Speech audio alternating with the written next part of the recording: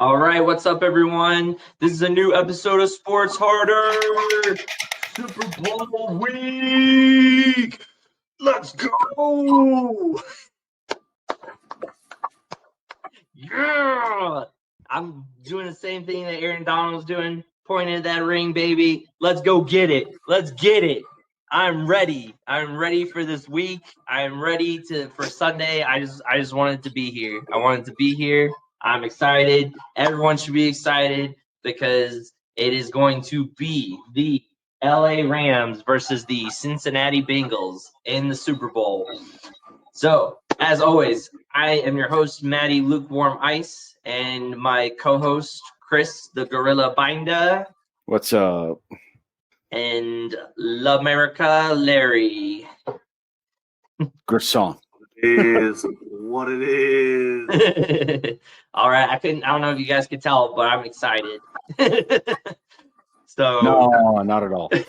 I don't know why you would be. I mean, the Simpsons predicted the loss for the Rams. So. That's what I said too, dude. I don't think that was a real episode. I think someone kind of just went in there and like doctored the screenshot from it and kind of just did that to be cheeky. But maybe it was an episode. I don't know. I just don't know if that was real or not. Kind of seems like it wasn't, but because they're always putting that up there, and the Simpsons haven't predicted like that many Super Bowls in episodes. They've done a couple, but like I feel like everyone's always putting a Simpsons thing up there for it. But let's get into this Super Bowl week then, because I want to be able to talk about that, get that out of the way, and then go into all kinds of other stuff that we've been missing because we missed last week's episode. A lot of coaching changes, a lot of things to get into. Calvin Kamara. Yeah, exactly. So It must be a Vegas thing. So, before we get into anything, I posted it on the Sports Harder Facebook page, but today Jason Giambi passed away. Prolific hitter. He played for the Oakland Athletics and then the New York Yankees. I'm stuttering. What the hell? The New York Yankees. Yes. He was 47 years old. He was that young? I didn't think he was that young. Yeah, he was that young. Gosh, like I thought he was a lot older because I remember like watching him. Wasn't he a catcher? No, he was first baseman. First baseman, right? Yeah. Was he first baseman? Yep. But he was also one of those that was caught up in the early 2000s, late 90s steroid scandals. So. Which apparently now the MLB, and I posted it as well on our Facebook page, that they are no longer going to be testing for steroids going forward. So I guess that is part of an agreement that they're trying to get stuff done so that way that the lockout will like not happen anymore, or however you want to phrase that. So they'll get back to playing baseball. Does that mean Mark McGwire and Barry Bonds can now be Hall of Famers? Right. No, they missed out on their opportunity. You only have like however many years, isn't it? Like you only have 10 years to try to get in, and if you don't meet that criteria, then you miss out. So I think this past Hall of Fame voting, they got votes, but they didn't get enough, and so I think now they've missed out on their opportunity ever to get in going forward. Yeah, they don't do the legacy like the NFL does. Right. So they've missed out completely now. So I say let athletes that are superb athletes that are pros dope up. Let's see what human capabilities really are. Yeah, but that's not human capability though. That's drug enhanced capabilities. And let's see what we can do. Smoke some weed and you become the greatest gold medalist in Olympic history, dude. That's all you got to do. You do steroids, just smoke some pot. Lance Armstrong smoking some weed, losing a testicle, winning 8 Tour de France's. One nut and high, dude. You don't need steroids, just some weed, bro. Apparently, relaxes you enough. that's all you need. I'm glad Larry got his shout out and promo there. He acts like he sells it on the side or something. Oh man, I wish I could be a billionaire, dude. I mean, Willie Nelson's a prime example. Dude's still alive. Snoop Dogg. I mean, it's gonna be some kind of miracle drug. Yeah, that is true. Well, let's get into the Super Bowl week. I'm excited to be able to break this down and talk about this. Obviously, with everything going on, excuse me, and me and Chris have kind of talked about this a lot. I feel like the Bengals remind me a lot of the Eagles when they were facing the Patriots. And everyone wanted the Eagles to win because everyone hated the Patriots, and the Eagles were the underdogs the whole season. The fans would even wear those like dog masks and everything when they won and they went on that stretch. And I feel like the Bengals would wear it. The players would wear it too, yeah. Yeah. So I mean, I feel like the Bengals are kind of in that same stretch of just like, count us out. We're underdogs. Like no one thinks we can do it, type of thing.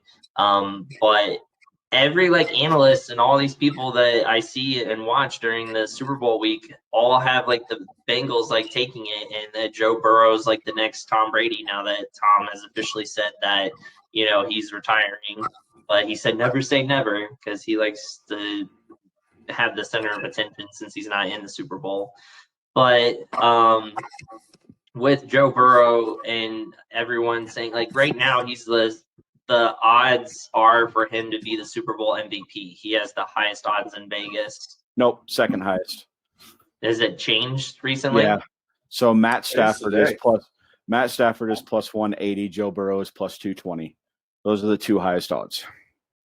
So Matt Stafford is the highest odds. Von Miller be MVP again. It's just how it's going to be.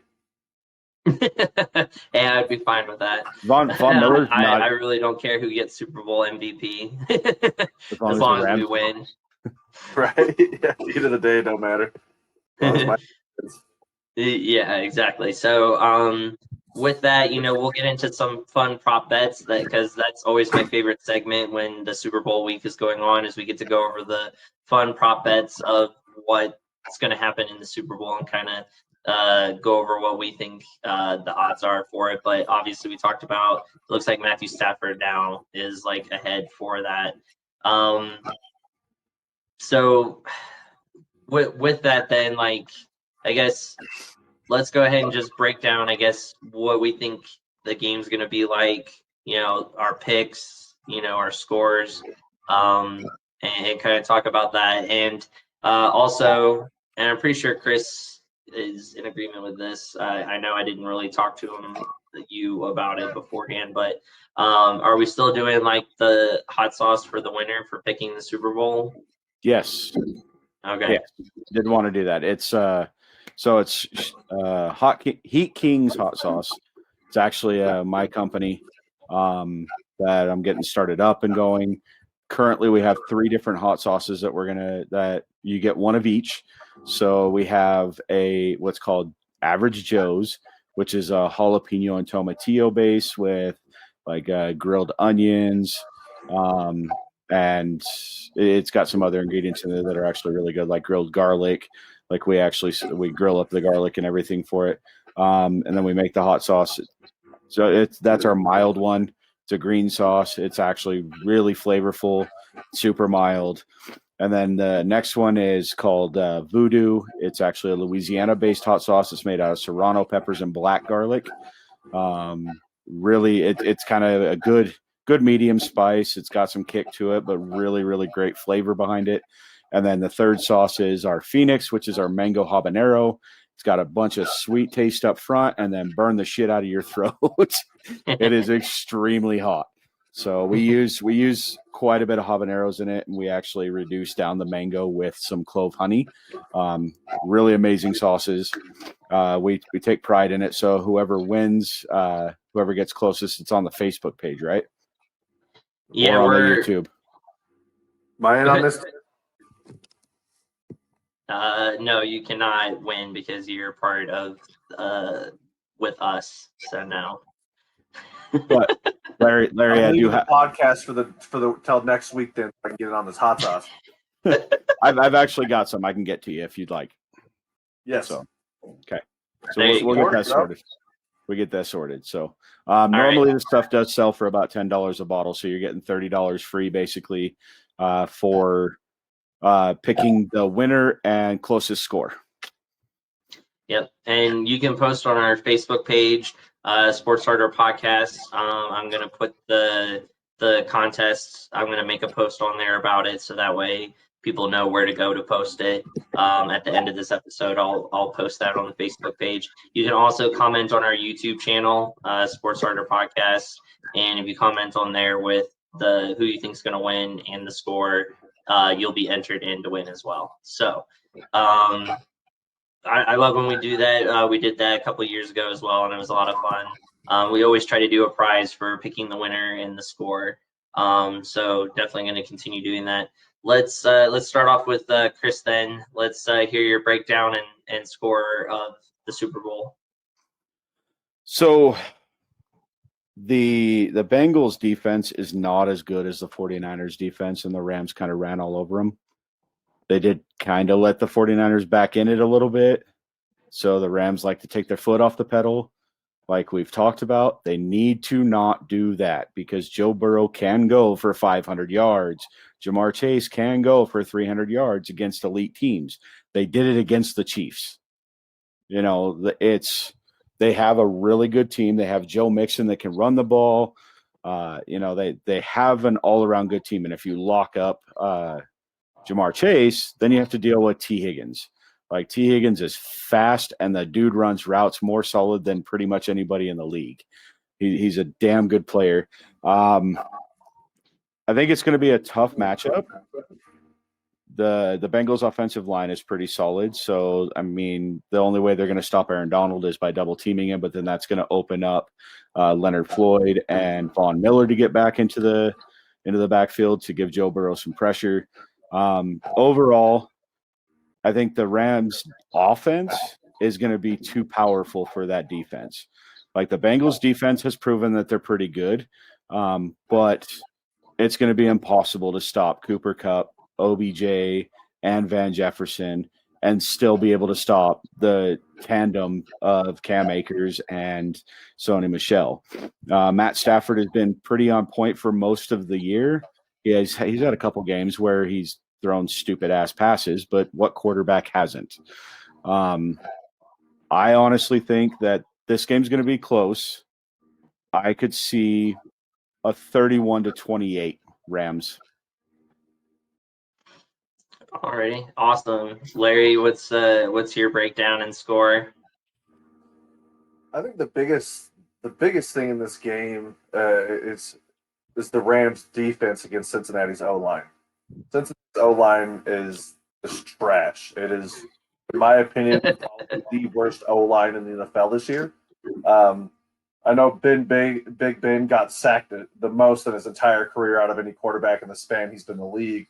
But Burrow gets hit a lot. I think against the Chiefs, he was hit 8 or 9 times in that game.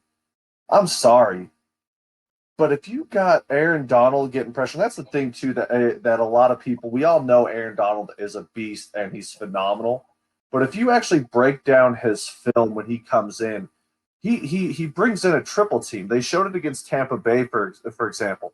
So Aaron Donald comes in on the outside. He brought in 3 people.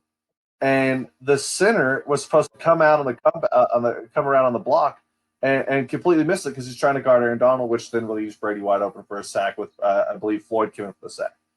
Cincinnati, if you're gonna you're gonna get beat up, you have to do something to slow down that Rams front 4. The biggest matchup though that I'm actually really excited for is Jalen Ramsey versus Jamar Chase. I think Jamar Chase is arguably the best receiver. You know, he's a top 5 receiver in the league. He's a rookie, and he's doing incredible things as a rookie. So I think a lot of things are going to change here, and I think that that's going to be the best matchup of the Super Bowl. Nobody on Bengals defense, I think, can match up against Cooper Kupp, Van Jefferson. I don't know why I can't think of the other dude's name, but I think Higbee's coming back for this game as well. It's going to be really interesting to see how it all plays out, and to see if Jamar Chase can tear up Jalen Ramsey, then That's going to be the difference. Did we lose Chris? Yeah, he's on the phone, but it's losing the YouTube, or not YouTube, but the video call. He's trying to get back in. So what's your final score, Larry? 34-31 Bengals. No, that was just to get a free Traeger. I honestly, but I do think it's going to be a close game. I don't know if it's going to be. I'd probably just flip it and go 34-31 Rams, honestly. All right, fair enough. So coming down to a field goal. I definitely like the points that you guys made, just because the Bengals offensive line is probably one of the worst. Joe Burrow did get sacked 9 times in the Titans game, and the only reason why they won was because Tannehill threw 3 interceptions. I think Stafford is a better quarterback than Tannehill. I'm sorry. So, I don't think Stafford's going to make those same mistakes like Tannehill did in that game. So Joe Burrow is getting sacked 9 times in the Super Bowl. I think the Rams have a very good chance of freaking winning. With that, that's one of the aspects. Jalen Ramsey already saying that he wants to cover Chase. He said that during the media week for this week. So I think the Bengals are not going to allow that to happen very often. If they can, they're going to try to move Chase, like have him, what's it called? Why am I blanking on the terminology for it? Motion, thank you. Yeah, they're gonna have a motion a lot, or try to do a pick scheme or something. I highly doubt that the Bengals are going to try to allow just one-on-one with Jalen and Jamar Chase. But again, we'll have to see how that plays out.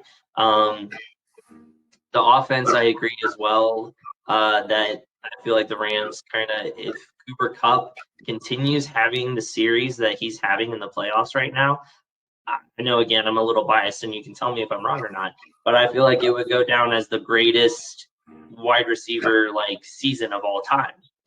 He would be the only Triple Crown winner to win a Super Bowl and win the Triple Crown. No wide receiver who's won the Triple Crown won a Super Bowl. So, I mean, what is that saying about him and the season that he's having? So I think you can consider that as one of the greatest seasons of all time for a wide receiver. Well, yeah, agreed 100%. He's back. Sorry, guys. I had to log out and log back in.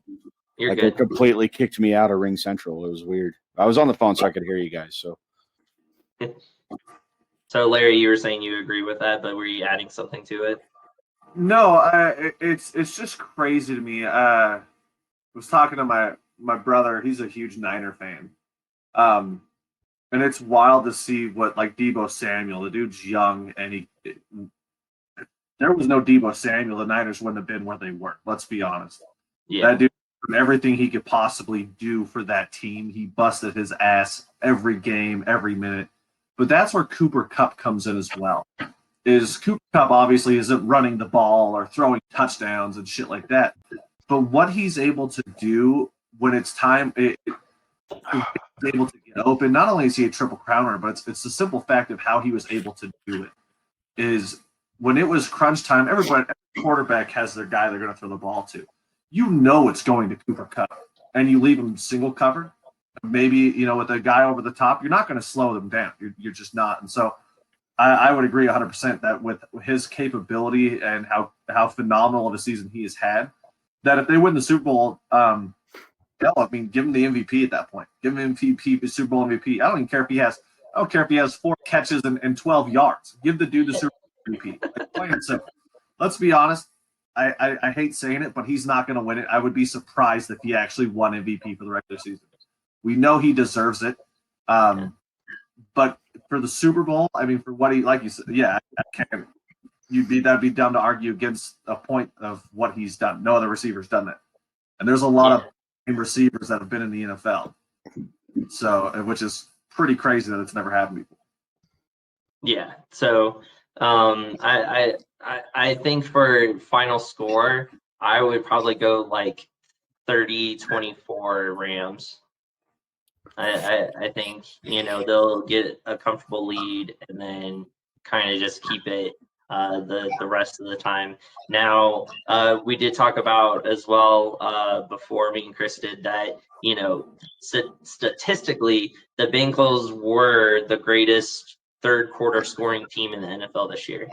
So they put up the most points after halftime. So they're used to playing behind. They're used to having to, get those points in the third quarter. So just like Chris made that point before, I just want to reiterate and agree with Chris that you can't let off the pedal with this team. Like you can't let off the pedal because they're the greatest third quarter scoring team in the NFL this year. And you can't deny that. And they've played teams like the Titans and the Chiefs, and they came back from the Chiefs. Like they went into halftime, what was it, 21 to 3. 21 to 3. Should have been 24 to 3. Should have been 24 to 3. 24-3. Yeah. Like they stopped Tyreek Hill with like 4 seconds left going into the end zone. Like they just shut him down. Yeah, exactly. So you can't let up, and I'm hoping, obviously McVay as well won't do plays like that or do stuff like that. I would hope McVay would just take the 3 points and call it good. But coaching will be interesting as well. Zach Taylor, the Cincinnati Bengals head coach, was the offensive coordinator for the Rams when we went to the Super Bowl. And he played 2 seasons with us. So he knows McVay very well, and vice versa. McVay should know him pretty well too. And, hopefully that will help us to be able to scheme a little bit better as well. I'm hoping some of the veterans on the Rams team will help as well. Now, some of those veterans have never been to a Super Bowl, like a Stafford or OBJ, Odell Beckham, or Jalen. But I feel like they still have years under their belt, and Joe Burrow, this is his second season. Jamar Chase, it's his first season. Like, a lot of these players, how are they going to handle being in the Super Bowl compared to the Rams players like Andrew Whitworth and Aaron Donald and all those who have already been to a Super Bowl before? So I think that will play into it as well. But I'm going to go 30-24 and say that my Rams take it. Hopefully, I can't suffer another Super Bowl loss. I already experienced that when we lost to the Patriots. So I have to ask a question. Hope you don't get blown out, dude. Imagine that happening to you. Wow. Happened once, dude. Chill out. Are you kidding me? Denver has some of the worst losses in Super Bowl history. Super Bowl 24, 55-10 to the 49ers. And then I think they lost again. Washington was like 35-3. I mean, and they lost 41-8 or 41-7, something like that. Yeah. Against the Seahawks? Was that the Seahawks one? Yeah, that was like a bad 48-10. Yeah, I mean, when it comes bad. to losses in the Super Bowl, I mean, granted, I was only alive for the 3 they've won and the 1 they lost, but still, Denver's known to just get blown out in a Super Bowl. That's what they're good at. And I've only seen the Rams win 1 Super Bowl, so it'd be nice to at least see another one. You've never seen LA win a Super Bowl, though. That is true. I have not. That's very true. So it would be nice to actually see LA win a Super Bowl, and especially at home would make it that much sweeter as well, too. So here's a random question for you. Just something to debate on and think about is, are we finally hitting the threshold of the older generation coaches needing to back out because the younger coaches are out coaching them? Because we have a lot of younger coaches that were in the playoffs this year, and we've seen a lot of success from the younger coaches. Yeah. What he did with Mac Jones after doing nothing with Cam Newton. Yeah, that's because Cam Newton sucked. Mac Jones was a rookie. The guy still has an arm. Cam Newton threw ducks worse than Peyton Manning did. I mean, you can't really count out Andy Reid with what he's done. I mean, I see your argument, yes, but also you got Andy Reid's at 60s, Belichick's 112. I mean, but you got a lot of older coaches that are stepping away, and there's, it's look at your players in the NFL right now. You realize that if Tom Brady really retires, this is the first time in 20 years that Roethlisberger, Aaron Rodgers, Tom Brady, Peyton Manning, and the Niners have not been in the Super Bowl in the last 20 years. Gosh. It's a very wild time in the NFL right now. But you might have, yeah. I could see a lot of the older coaches going away. Time for the young guys. Yeah. You could tell the older mentality is not successful anymore. Yeah. It's just not. Like Yeah, run first and second down, throw third down. That's the old mentality. And it's like people are throwing on first down. They've been doing it for a little while, but it seems like the younger coaches are up and they're coming up with more trick plays. They're coming up with more schemes for defenses. You know, they're teaching their quarterback to read defenses properly. It just, to me, it's the tides are changing a bit. You know, to your point of the trick plays, I would credit a lot of that to Chip Kelly and what he did with Philly when he came in from Oregon. Chip Kelly, I feel, he's obviously not a phenomenal coach in NFL by any means. He's not the greatest thing since Betty White. But at the end of the day, Chip Kelly brought in a whole different style of football. He brought in college football into the NFL, and it was like, oh, that's not going to work. And I believe the Eagles had one of the best offenses in the NFL that year. So, and now if you look at what a lot of people are doing, they're starting to run these plays that you've seen. I mean, we watched Denver tried running the Philly special during the regular season. There's been 4 or 5 teams this year that tried running the Philly special. So a lot of stuff, though. I mean, granted, that was Doug Peterson as the head coach, but Chip Kelly brought in a very advanced style to football, and I think that's why you're seeing these young guys like, well, this is working here. Why can't we implement that into this game now where these older coaches are used to seeing this? You've been coaching for 25, 30 years. You've never seen people run plays like this. You've never seen offenses line up the way they're running. You've never seen a lot more Wildcats, but they did that with Alvin Kamara in New Orleans. They were running a lot of Wildcats in the situation. Derrick Henry and the Titans. So a lot of stuff I would credit that to Chip Kelly for bringing in that style of offense to say it's okay to bring in certain, to switch up the whole game plan. Yeah, I definitely agree with that. And we're going to talk about some coaching stuff as well here in a little bit when it comes to some of the coaches that have just gotten hired, and also the NFL's, push of Roger Goodell, saying that the NFL has failed to keep the NFL like diversified and having more black head coaches hired. So, I mean, we're definitely going to get into that and talk about that because that's going to be a heavy topic and also one that'll take some time. So I want to kind of save time for it instead of just like kind of skimming over it. So before we get into that, I kind of, like I said, I always enjoy doing this. I always enjoy doing the prop bets for the Super Bowl. So I'm not going to go over all of them, obviously. I'm going to go over some fun ones. So, of course, I just think it's funny that they actually have these as bets like in Vegas that you can do. So the Gatorade shower. So the color that the Gatorade's going to be when the head coach gets it dumped on him in the Super Bowl. So I bet on it every year. You bet on it every year? Yeah. This year, the Gatorade will be orange or blue. Orange for the Bengals, blue for the Rams. Oh, yeah. 50-50 odds, bro. I bet a lot of money on the Super Bowl on prop bets. I bet a lot of money on prop bets. So you think it's going to be that simple, huh? Orange because Bengals and blue because the Rams, they won't do just some random color like purple? There's purple, there's red, there's blue, there's orange, and yellow. And white. 5 colors. More often than not, about 99% of the time, every time, the colors match the Alrighty, fair enough. You think the same thing, Chris? It's going to match the teams? I think it's going to be orange either side. Oh, really? Orange on both sides, huh? No. Orange is probably the most popular flavor among NFL athletes. Yep.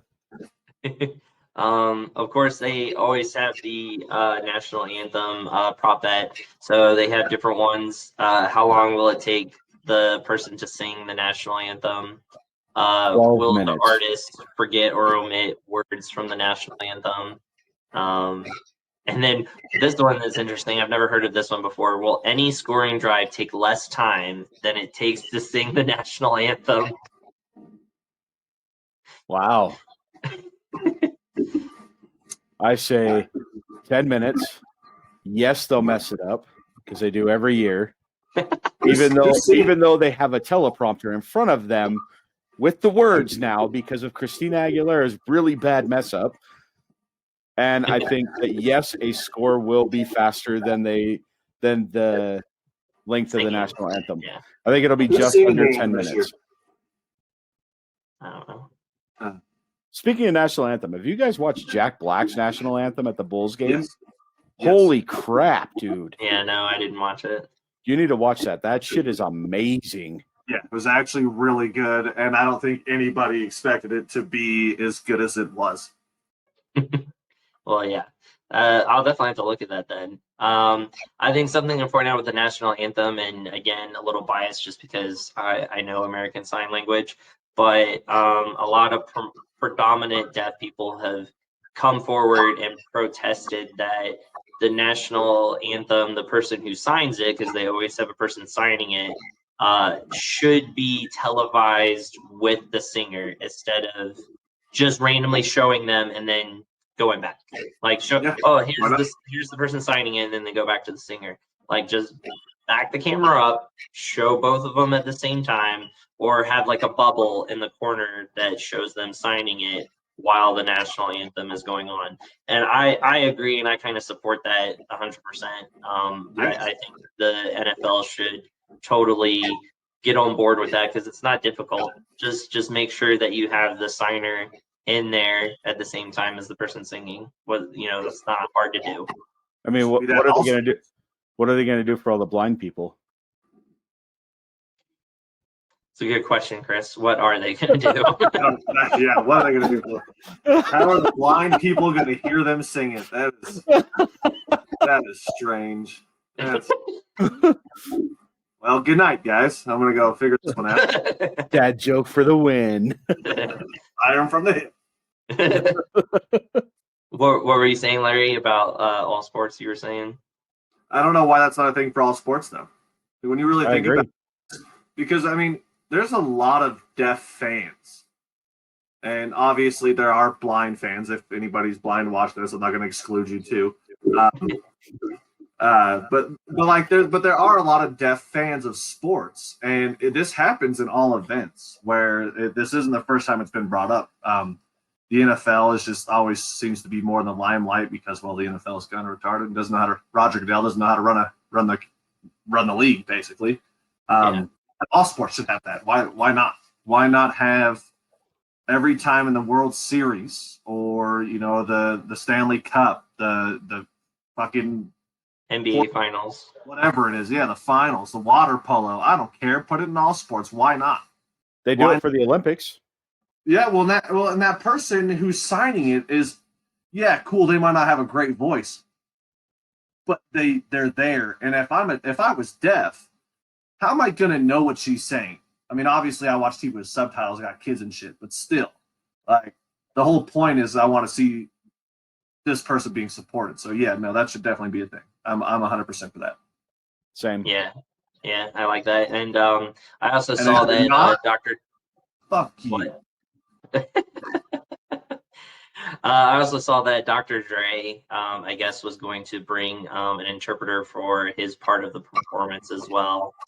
So I thought that was pretty cool. A lot more rappers are getting interpreters for their shows just because they see the viral videos of like interpreters doing their songs and how much people enjoy that and like that. So a lot more rappers are kind of getting on board with that.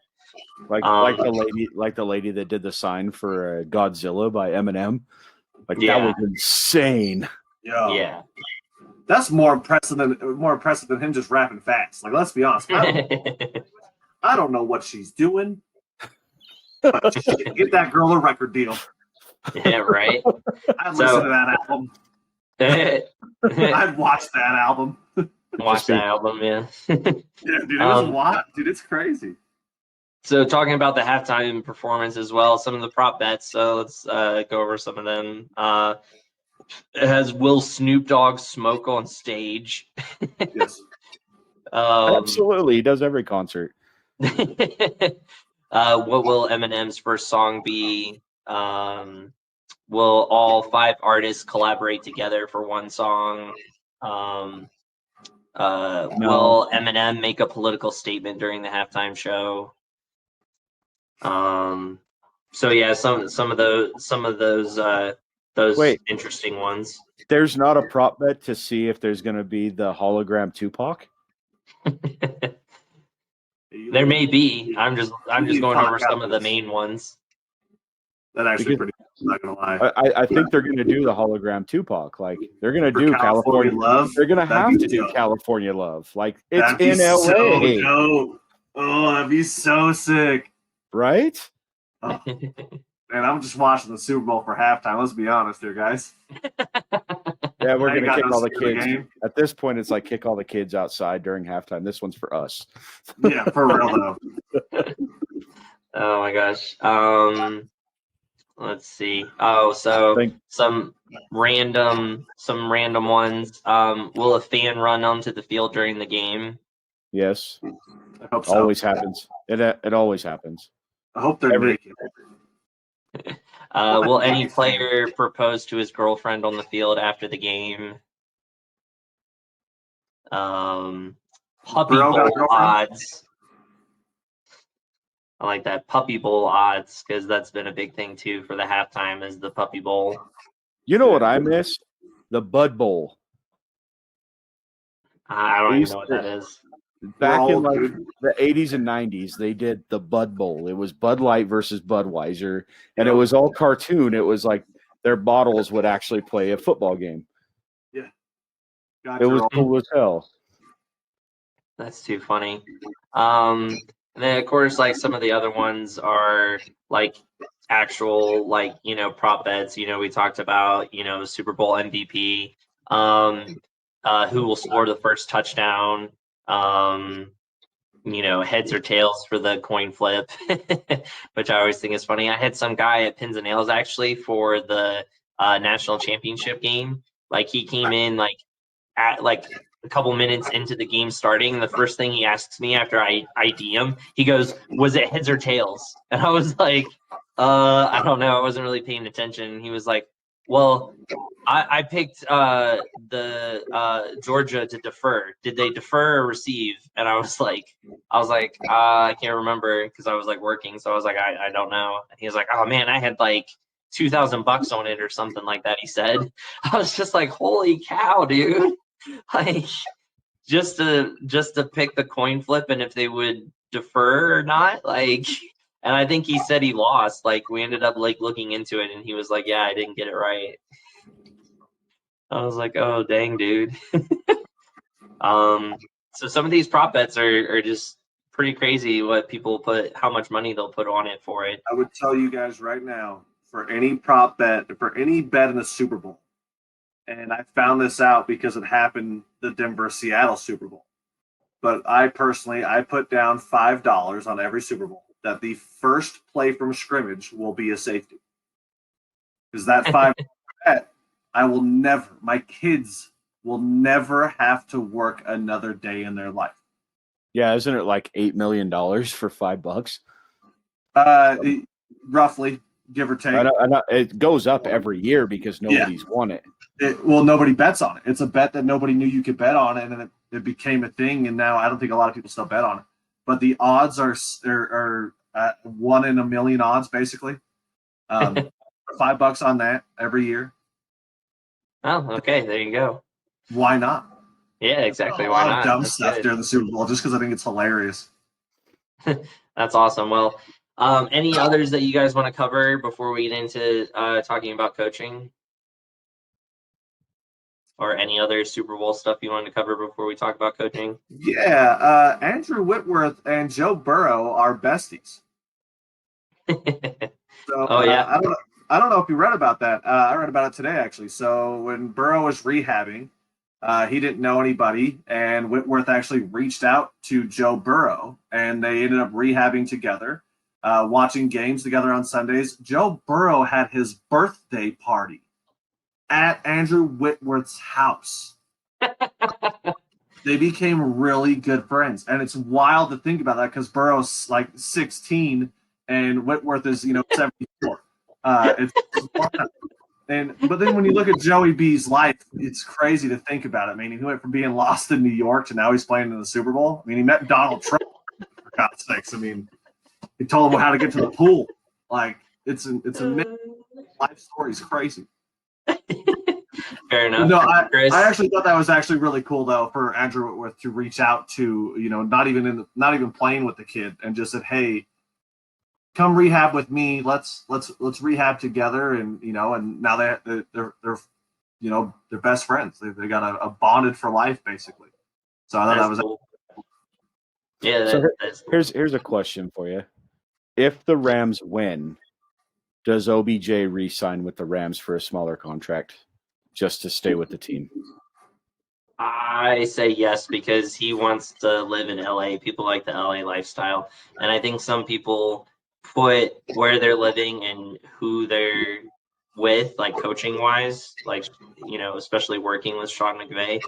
I think having a happier life is more important than money sometimes for players. Sometimes. I say sometimes. So I really think he's happier where he's at, and I think he'll take a smaller contract to stay. I will say he takes smaller contract if Stafford doesn't retire.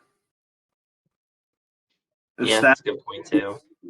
What else do you need in your career, man? I mean, you took a team to the Super Bowl. You win a Super Bowl. You've done the first year being on that team. Is done. Yeah, first year on the team. Basically, run it back, man. Repeat that crap. It didn't work for Tampa. It did not, but I'm hoping. Well, I mean, I'd like to see Stafford do it again. I would. 100%. I think Stafford he's arguably one of my favorite quarterbacks to ever play the game. I think him winning is the only way he gets into the Hall of Fame. Agreed. Yeah, I agree. And just throwing this out there, I know not really too many people care, but if the Rams do win the Super Bowl, then my wife is going to get me a Stafford Super Bowl jersey, with the one that they wear with the logo and stuff. So that's dope, dude. And I was in talks with my boss about getting you an Eric Weddle autograph. It most likely will be it's not going to be like a jersey, but it'll be like maybe a University of Utah football or something along those lines.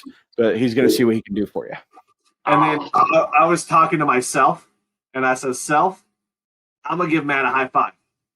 So you got a lot of stuff to look forward to, dude. A lot of stuff. So just throwing that out. Hey, I mean, since it's close to my birthday with the Super Bowl, I just basically, convinced my wife if the Rams win the Super Bowl, I just want everything Rams Super Bowl, that crap that they put on the TV, right after they win with the hats and the shirts, and I was I want that, I want a jersey with the thing on it, I want all out, and she was yeah, they win, we'll go all out. I said, yeah. I did tell you that I'm ordering that. You both were going at the same time, so I couldn't hear you. Oh, you go first. I did tell you that if they win, I'm ordering that shit for you, right? Yeah, you did say that, yeah, for my birthday. I just want to watch the Super Bowl with you. So, let's say your team does lose, I can record it. You go viral. That's all. No, because he's going to be at my house, and I don't want to break in my fucking TV. Nah, I wouldn't. Your house problem. Yeah.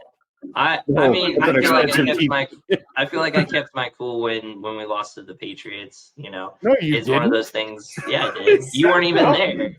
We were talking about it the whole time. You were pissed. You were like, "Why can't they move the ball? What the hell is going on? They can't score." They couldn't. Yeah.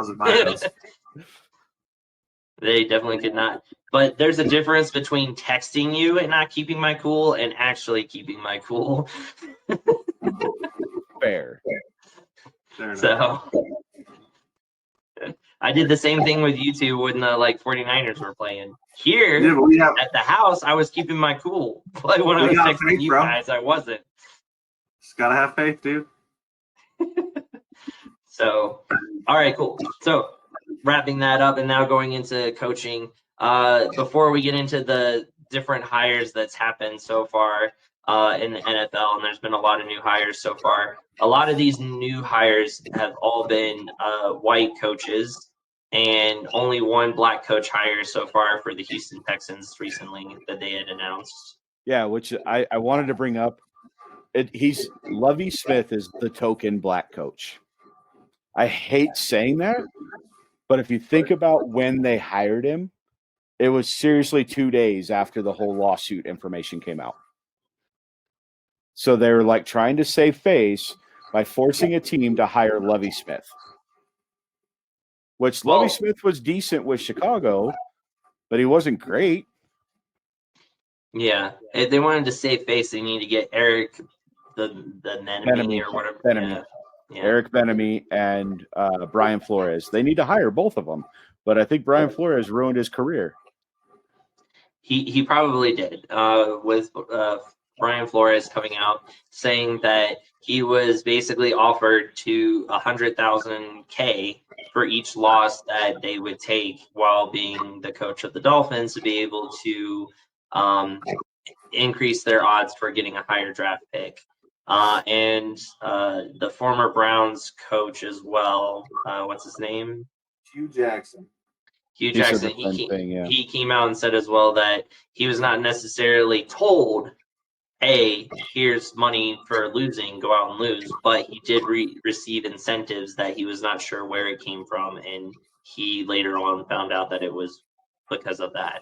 So now the stigma is if you hire a black coach, you can be able to manipulate them to be able to lose games because you can just say, hey, I'm going to give you money to be able to lose games, which then tarnishes their record of as a head coach, which tarnishes their ability to be able to get head coaching jobs going forward because a person like Hugh Jackson has a 1-34 record or whatever it was. Like he had a god awful record with the Browns. So yeah, he was the 0-16 Browns coach. Yeah, exactly. So it's one of those things where have white coaches been told the same thing? Because we haven't had white coaches come out and say like, hey, owners have also told me, hey, if you lose games, we'll give you a certain amount of money. It's only been black coaches that have come out and said this. So if the stigma is that you're a black coach and you're being hired, it's being hired so that you can lose and tarnish your record. And the Texans, I almost think is a prime example. They just hired a black head coach, but where are the Texans really going to go? Like, how well are they really going to do next year? And that's going to tarnish his record. It depends on Deshaun Watson. That's true. That does depend on that as well. But even with Deshaun Watson, they're still not going to do that great. I wouldn't see them making the playoffs. So if this is a problem in the NFL, like where does the NFL go from here? Roger Goodell obviously came out and said that they need to do a better job, but you can't convince all these white owners, old white owners, you can't force them or convince them, hey, you need to hire more black head coaches. And it's been pointed out that there's this tree, this like coaching tree of just like Sean McVay, Kyle Shanahan, and there was like one more. I can't remember who it was. LaFleur. I thought it was the coach for the Packers. Oh yeah, LaFleur. Okay. So like, if you coached with any of them, that tree expands out, and you are able to get a head coaching job because of that. Now, the Vikings are saying, that they're going to hire our offensive coordinator. I can't remember his name right now. What's his name? I gotta look it up real quick. But the Vikings have come out saying that they're going to hire our offensive coordinator to be their new head coach when he's only coached with the Rams for a couple years as an offensive coordinator. But since he's under Sean McVay, it automatically gives him a chance to be a head coach. Oh, O'Connell is who it was. So do you see that pattern that they're pointing out, that coaching tree, and is that causing a problem in the NFL, that coaching tree? If you were under any of these three people, you're getting your chance at a head coaching job compared to Eric Bieniemy, Benemy.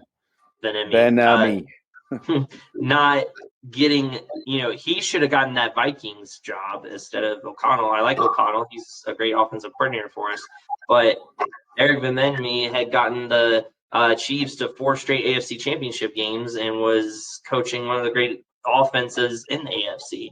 So it makes no sense that O'Connell's getting it compared to someone like that. So let's start with Chris. What do you think about that and that coaching tree and kind of the stigma of not giving black head coaches their opportunities?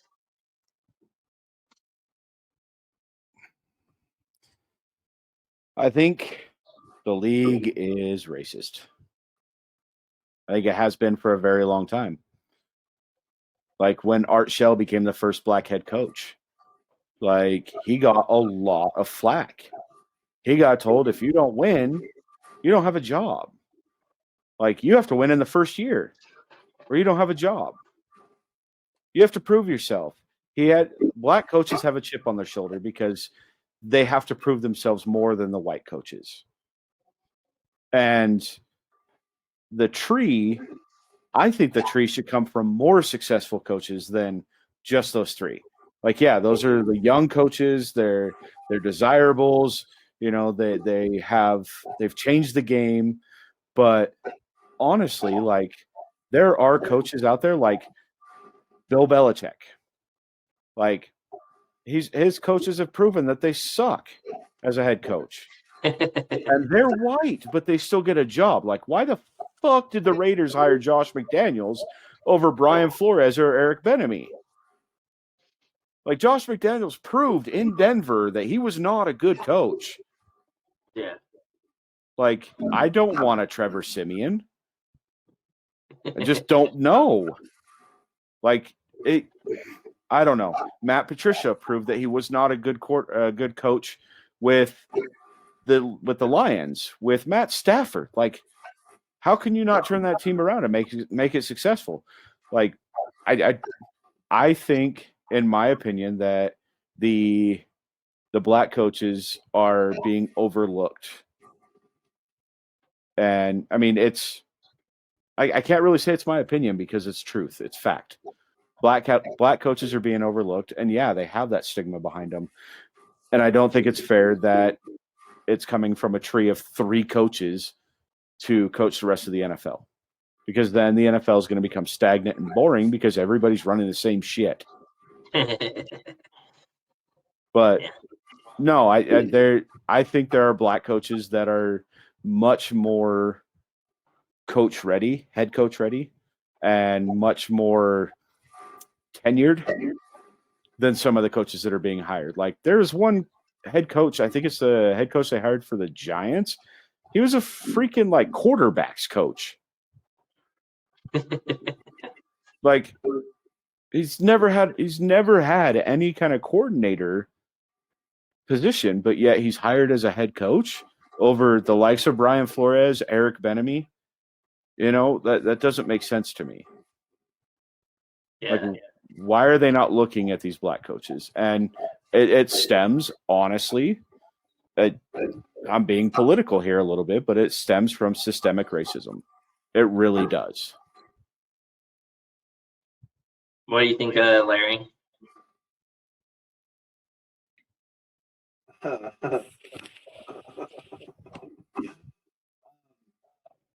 So I trying to figure out how to, fuck it. So here's the thing, right? So I'm going to go off on a tangent here. So I watched an interview the other day. A white guy talking about players in the NFL, right? So when you break it down, when it comes to white people in sports, we suck.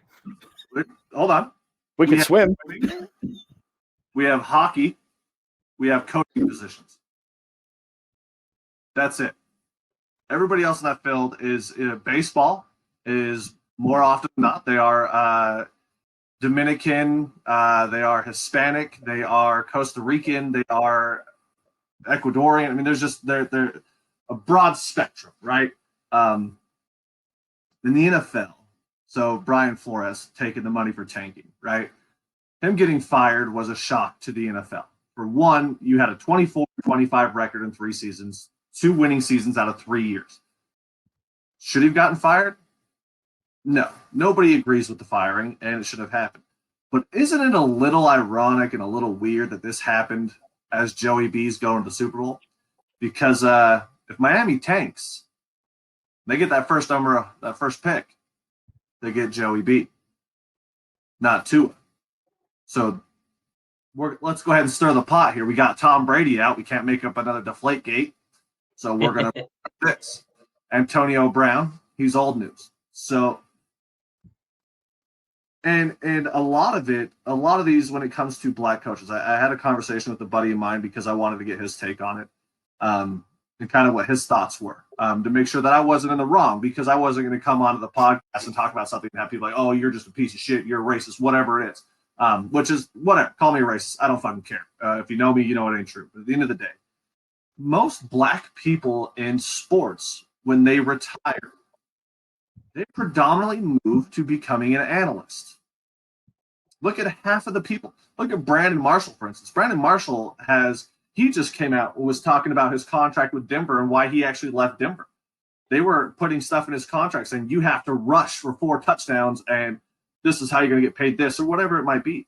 But a lot of these players, when they go, there's not a lot of black coaches, for one. When you actually look on the sidelines, there's not a lot of black coaches. There's just not. A lot of them go into sportscasting, which is fine. Do whatever you're going to do because you can make a shit ton of money doing that. Brian Flores, you said he ruined his career. For what? What is he suing for? And the sad part is the investigations that are being launched into it.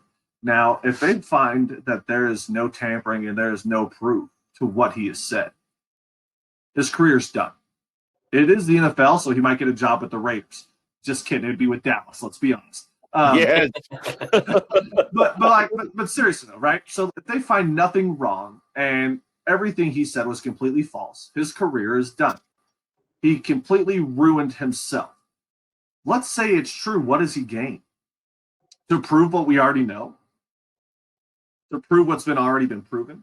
He mentioned that the Broncos, right? So he said that when he interviewed with Denver, they showed up an hour and a half late. They looked, he called them beheveled. They looked disheveled. Yeah, whatever. I don't fucking care. They looked hungover, right? Like they were drinking all night. The internet doesn't forget. After that interview, Brian Flores tweeted, I had a great interview with John Elway and Joe Ellis, who is the CEO of the Broncos. Great interview. I learned a lot. They're an outstanding organization, and I appreciate everything they helped me and talked with me about during my interview time. Now, all of a sudden, there's a problem? Why wasn't it said then? Why wasn't anything brought up then? Right then and there. Boom, you should have said something. Then it comes out when the interview started. Brian Flores was apparently a half hour late. So now it becomes a he said, she said thing. So now we don't know who's lying. Eric Bieniemy has said he is happy with the team. Those were his words, the team. What team is that? He also said, I might leave the team. Could mean he's happy with the Vikings. Could mean he's happy as hell where he's at. Brian Leftwich, why isn't he in the talks of anything? Brian Leftwich, with what he did with Jameis Winston, I mean, give me a fucking break. You want to talk about what coaches have done? You had Pat Mahomes, who was incredible. Did he need the coaching staff he had? I believe that Mahomes could have probably went anywhere and did great. Brian Flores did well with Fitzpatrick and then did well with Tua. Brian Leftwich had Jameis Winston, who led the league in touchdown passes and most interceptions in a season. He's not even considered as a head coach. But there's also not a lot of black coaches in the NFL. So when you really break it down, when you go to systematic racism, that is definitely a problem. But at the end of the day, all he is bringing up is shit we already know. And it's to stir the pot before the Super Bowl, bring more attention, to get more media coverage. But guess what? It was 2 weeks before the Super Bowl. We didn't cover shit about the Super Bowl. No media outlet was talking about what was going on. Nobody. This week happens. Brian Flores is shit's under the rug. Nobody cares. It's been nothing but Super Bowl media week all week long. Brian Flores gets 3 minutes of airtime when he's talked about. That to me shows that the problem that they're bringing up was just to stir the pot. Was he paid money? And with Hugh Jackson, him stepping up. And that's the other thing. He recanted. He recanted. Yes. But he came out and said it, right? He said, I got bonuses for tanking. It was his words. No longer his words now. At first, he said they were paying me $100,000 a game to tank. And then he came back and said, no, that was incorrect. I was actually getting bonuses. Yes. So now he just wants to prove that he's still relevant, which you're not. Sorry, you suck with Cleveland. You suck with the Raiders. You ain't shit. Just be done. He sucked with Cincinnati. If I came up to you and I said, hey, Chris, I'm going to give you a team, but I want you to lose. Doesn't regardless of your skin color. I want you to lose. I'm going to pay you $100,000 on top of your salary for every single game you lose. What are you going to say to that? Are you going to say yes or are you going to say no? Because if Brian Flores took that money, he now just took a bribe, which both parts are now illegal, and now you cause for a whole legal problem. If Brian Flores said no, but he still got paid the money, there's a huge problem with that. And so far, nobody's found any proof to back up what he's saying. Because if you're bringing this to light now, it's simply because it's Super Bowl media week and because you got fired for no fucking reason. Now, if they do come out, you said what benefit does it get? If it does come out and somehow they do find proof of these things for these teams, do you believe that the ownership needs to relinquish their ownership of those teams if it comes out that it is true that they did it? All right. Why not? Steve Ballmer got fired for making a racist statement. Yeah. Well, let me ask you this then. We've had all this stuff go on with John Gruden. 100,000 emails happened with John Gruden this year. That means you skipped over all the shit that happened with the fucking owner of the Washington football team. Which they're reinvestigating now. Barely. So they've had full-on women, full witnesses give statements. You can watch the court hearings. You can find them on YouTube of these women saying, I was sexually assaulted. I was sexually harassed. This dude is a misogynistic piece of shit, and nothing happens. Look at Robert Kraft. Robert Kraft got caught for being a pedophile. He's still the owner of the Patriots. So if we're talking about relinquishing ownership or anything, why are these guys still able to own a football team? Yes, the NFL has more power. And it should be dealt with. I'm not saying that it's obviously below these issues, but there's a lot of other shit going on in the NFL that's not being talked about. This is a very big issue, but at the end of the day, we know this is happening. And the only way it's going to change is, one, get more black people in coaching positions. Ask them, hey, do you want to come coach? Or do you want to be an analyst? What was Gruden's deal with ESPN or whatever it was? Gruden was paying 10 years for $10 million or whatever it was, $20 million. The Raiders offered him $10 million for $100 million, or 10 years for $100 million. These guys, it's a crazy thing to see what is happening right now for something that we already know has been addressed. But why aren't these other issues being handled as well? Should they relinquish ownership? I was reading somebody was saying they should have to give up all titles that were won under the organizations. Every Super Bowl, every AFC champion, every MVP, everything that was won in these organizations should be gone. No, I don't think that. Do I think these owners should be fired? I mean, you can't really fire them. But yeah, look at what was old boy for the Clippers who came out and had Ballmer. Yeah. I mean, it could be done. There's a lot of things that could be happening, but the problem is who is actually going to, and that's where I have the respect for Brian Flores for stepping into a position, shedding light on something we already know, and talking about it. The big thing here is what is actually going to change. At the end of the day, what's going to change? Is he going to get a job? Are more black coaches going to be considered? Or are they just going to bring him in for an interview and say, cool, thanks, but we already have our guy? Bill Belichick, what happens with him? Because he's got text messages to Brian Flores. Does that mean he has to give up all his titles? Does that mean Brady is no longer the greatest quarterback of all time, or does he get an asterisk next to his name? He should have an asterisk anyway because he's a cheater. I won't disagree.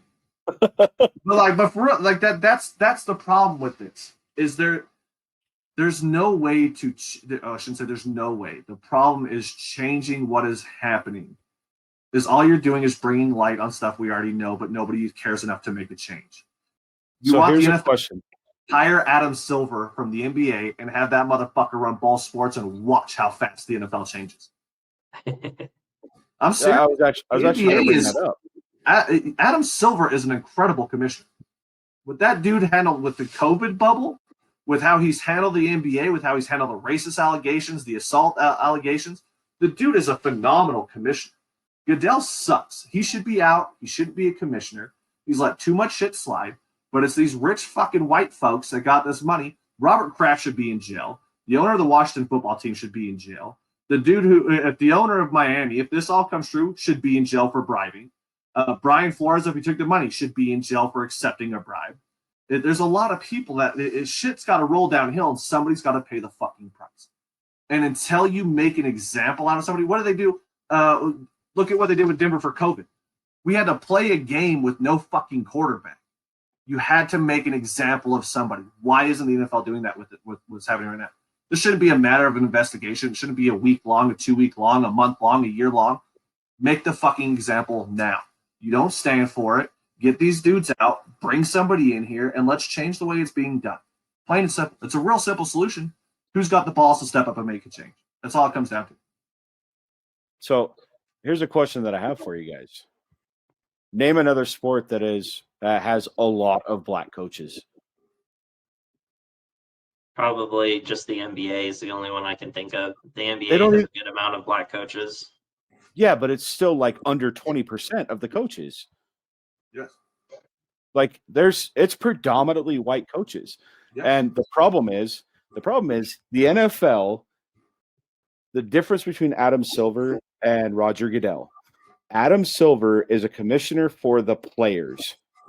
He's not a commissioner for the owners. Roger Goodell has been bought off by all of the owners to let them do whatever the hell they want to do. And it's not cool. He is a commissioner for the owners, not the players, not the teams. Yeah, I like that point. That's actually really good. I 100% agree with that for sure. Yeah, and it'll be interesting to see, like Larry said, if it all just gets swept under the rug and we all just forget about it eventually, or, if they're going to actually do something about it and keep like investigating and looking into it.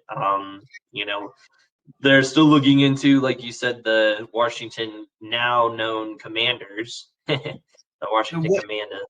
That's the thing, though, is why are you still looking into something? You have the evidence, you have the facts, but yet you're still looking. Yeah. It's like the FBI having all the facts on Jeffrey Dahmer. They have all the facts on him, but they're like, oh, we really haven't seen it in action. There's no proof that he's eating people, but maybe we'll just keep looking into it, even though there's dead bodies in his freaking freezer. No, straight up, OJ's lawyer. Which one? I got him off. Casey Anthony's lawyer. Tom Brady's lawyer. But at the end of the day, that's that. I didn't want to talk about this on the podcast because I have very strong feelings about what's happening, and I was going to guarantee it, but in a month from now, we can revisit this conversation and watch how fast nothing happened. Yeah, it was Super Bowl talk to get. We had a bye week. What are we gonna do for the bye week? Oh shit! Boom! Let's get some drama. What stirs up a lot of drama in the world? Racism in football. Guess what? Every football fan knows it. But they need to rally behind Flores. That's the problem. Flores on his own is not going to change this. He's not. Nothing is going to change by himself. Even the thing is everything he said could be completely false. He is still not wrong for the discrimination of black coaches in the NFL. He's not. The only way to change it is to get the community, get the players, get other coaches, get behind this dude and make the fucking change. Yeah, true, but it's just not a lot of people want to risk their careers like that. Not a lot of people want to put their careers on the line, and that's, the problem. If there's not enough people that are willing to maybe lose their jobs, they're not gonna back them or do it. So, if they feel that it's a losing cause, why join in a losing cause and lose my job as well, along with him losing his job. So I think that's how a lot of people kind of look at it. And that's what's upsetting, is because everybody knows that this is a problem. Everybody wants to talk about it. Nobody wants to fix it. Yeah, that's true. So we're going to be in the same position we were in right now. Is talking what's happening, but nobody trying to actually step up and fix it. And that's where I got the respect for Brian Flores, man. The dude is doing something. He's the first black coach to publicly speak out about what is happening and to take the risk he is taking, which you got some balls on you, straight up, to do what you're doing. And I mean, I got mad respect for him. I stand behind him. Bring the limelight back onto it. Make a change. Yeah, I definitely get his ass out. Plain and simple. Get him out. Yeah, I definitely agree. I think this is going to shine a lot of light on Roger Goodell. Yes. It really is, on what kind of action he takes. How he's still commissioner, nobody knows. I mean, how was Pete Rozelle the commissioner? Like you said, the owners like him because he does stuff for them and works around making them happy. So yeah, that's why he's still commissioner. I mean, that's easy to say why. The only thing Roger Goodell has done in his entire career being a commissioner, this is my opinion. You guys can agree or disagree. The only thing he has done is made the draft relevant. That's it. Because he's the guy there. Because the draft is now nationally televised. It's actually something that people look forward to watching. People actually start studying college players. Fans study college players to see who their team's going to take, to see if they agree with that. Even though we don't have a say in it, but he made the draft relevant. Before Roger Goodell, the draft was just in a little ass room where they would just, like, the coaches, the head coaches and the owners would be sitting at a table and calling players, and there was no seating in there. There's no seating in the draft room. There was no, like, behind the curtain draft room where the players would come out and hug the commissioner. Pete Rozelle never did that. He didn't care. Roger Goodell made the draft relevant. That's the only thing he's done in his entire freaking career. Yeah, that's true. I definitely agree with that. Hire Adam Silver for both.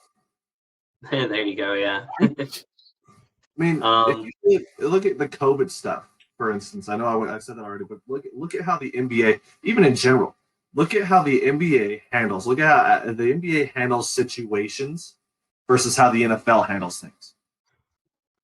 The NBA is a finely tuned working machine. The NFL is, let's see what kind of shit we can just put together, and we'll put some lipstick on this pig and polish a turd. That's what we're going to do. It's upsetting. And they were saying, I'm going to go back a few years when they were kneeling in the NFL. Football lost viewerships. The NFL lost a lot of viewers with the whole kneeling and the protesting. NBA gained viewers. They were doing the same shit, and gained viewership. That's how poorly the NFL handles situations. Is that you have all these sports doing the same thing, but for some reason one sport's going up and the other one's going down. It's crazy to me. It's because of the commissioner, because Adam Silver came out and was like, we need to stand up for black people. We need to stand up for this. If you take a knee, that is perfectly within your right. Let's do what we can to bring this to light. Roger Goodell was, no, that we can't have this in the NFL. This is disrespectful. I think it was 2005 or 2006 when players actually were started to be forced onto the field during the national anthem. Before that, they went into their locker room during the national anthem. 2011. It was 2001 that where they wanted players on the field. Well, 2001 is when they televised. The national anthem was never televised. I don't know how long you guys have watched football. I'm assuming as long as I have. The national anthem was only televised for the Super Bowl. Yep. 9/11 happened. They brought out, we're going to bring out the players. We're going to televise it. Why? Because more people are going to see the national anthem. More people are inspired to join the military. The unity of players in the national anthem in America, we now want to join the military. They seen 112% spike in people signing up for the military after that happened. That's fucking crazy to me. But that's all the NFL wants, is to how can we gain viewers, and then you just tank. And it just, Roger Goodell's going to kill the sport. It's upsetting. We're going to get flag football here soon. Yeah, hopefully not. I can play in the flag football league, though. I'll tell you that. I'm a champion, Utah State flag football champion. So, look, cleats on. You're a freaking giant. Like, you just step over people. Yeah, that sounds like a little people problem. You're like a tree. You guys, you get on the field, I am Groot. Oh my God. No, I'm 6'5". I had to think about it. Yeah, I thought I was 6'1". I'm 6'5". So, alrighty. Well, with that being said, we'll wrap things up. I know the NBA trade deadline kind of happened and stuff, but we can kind of cover that more next week with football being over with. I also want to do a segment next week, kind of give you guys a sneak peek of what we'll talk about. I want to talk about next season for the NFL. So, who's going to be the top quarterback this time next year? Who's going to be the top wide receiver? Who's going to be, best defensive player? Stuff like that. Go over our predictions like for next season. Kind of do early football predictions. I think doing that early is always fun. Kind of just going over how we feel next year will be. So we'll kind of do that as a segment. We'll go over basketball and the trade deadline because I know the Jazz made like a trade deal, so we'll go over that as well. Let's see. Hopefully there'll be more baseball stuff to go over. The lockout still happening, so not much going on there. It's going to be kind of more focused on the NBA and going forward with that, and then of course hockey as well, going over some of that stuff. But as always, you can I do want to say one thing here. The Olympics are going on right now. We have a dude, I believe they said he is from Salt Lake City, Utah, and he is the first male to win figure skating. Yeah, Nathan Chen. Yeah, Nathan Chen. So that's a huge shout out. It's a good thing for Utah. That's something that just throw that out there. Let you guys know that we have another sports guy doing some solo male skating and won. Took gold. So it's cool. He won the singles gold, and he helped lead the U.S. to the team silver. We lost to Russia, but Nathan Chen has the highest recorded short program in figure skating in history. Yep. During the team event. Yep. So the Russian, Russia for the team event, one of the figure skaters was tested for performance enhancing drugs again. So Russia being caught again for using drugs in their Olympic events. Oh, also, do you guys talk about golf at all? We don't, but I mean, it's nothing. Cool. It's something we can bring up. So I just won Pebble Beach. He has been in the he is 203 rounds of golf in his professional career. He's never won, and he finally won at Pebble Beach. And plus 5,600 odds on that one. Little $5 bet on the golf. Yeah, you guys ever want to take a good nap? Put on golf. I actually enjoy watching golf now that I've gotten into playing it and understanding it. Oh, I play the shit out of golf, but I suck. I'm really good at driving the cart and drinking beer. But Same. It's really cool to see that. There was another dude won on like a 32-foot eagle. Got a birdie to go into overtime, and he ended up winning like a 32-foot eagle. Ended up winning. It was his first win as well, which was he beat Bubba Watson. I can't think of his name. But yeah, it was a really good day for golf on Sunday. So throwing that out there. Well, a little high five, shout out to golf there.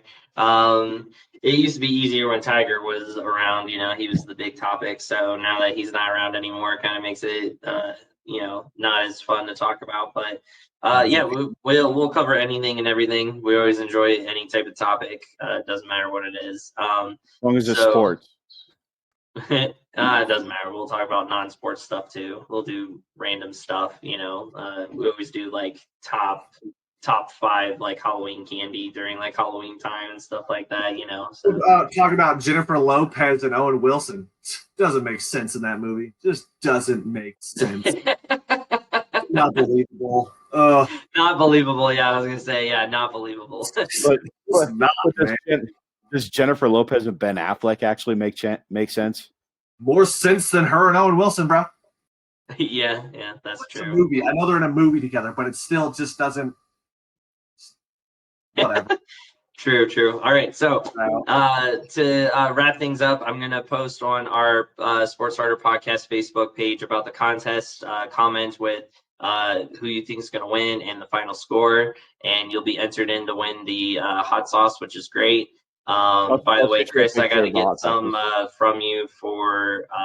I'll obviously, give you some money for it, but my brother-in-law and father-in-law are interested in trying it, so I'm going to buy some from you to give to them to try. Okay. So we got the contest, huh? Did you have them try the hot sauce that I gave you? No, not yet. Oh, but I'm also I'll take a picture of it tonight and send it over to you, so you've got a picture of what they look like.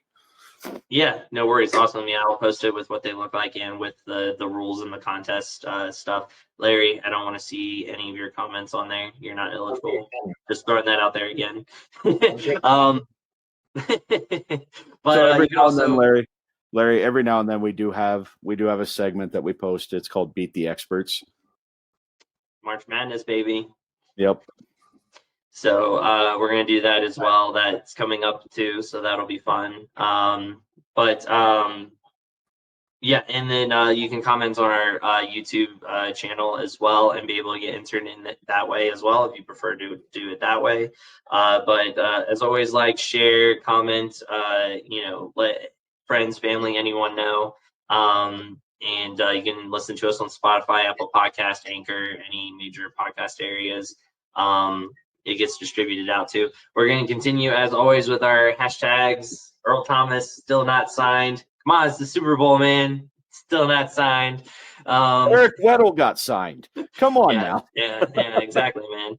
And then our hashtag, it's not going to happen, but Cooper Kupp for MVP, maybe Super Bowl MVP. If we don't get the regular MVP, let's do Super Bowl MVP, And then Florida 30 for 30. Yep, the Florida 30 for 30 eventually will get made. And Larry will get credit for getting that in motion to be created.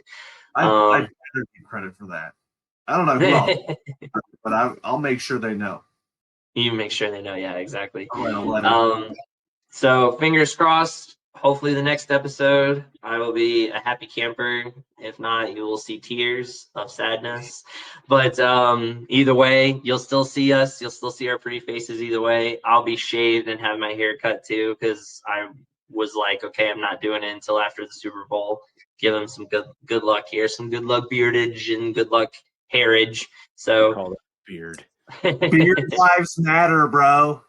Gotta have the real beard, buddy. Yeah, that'll never happen. But I'm trying, dude. I'm trying. But as always, we love you guys. We appreciate you guys. Appreciate the listens and the likes and the follows and everything every week. You guys keep us going and keep us continuing to do this and have fun with this. So until then, we will catch you guys next week. Same time, same place, same faces. Peace. Later.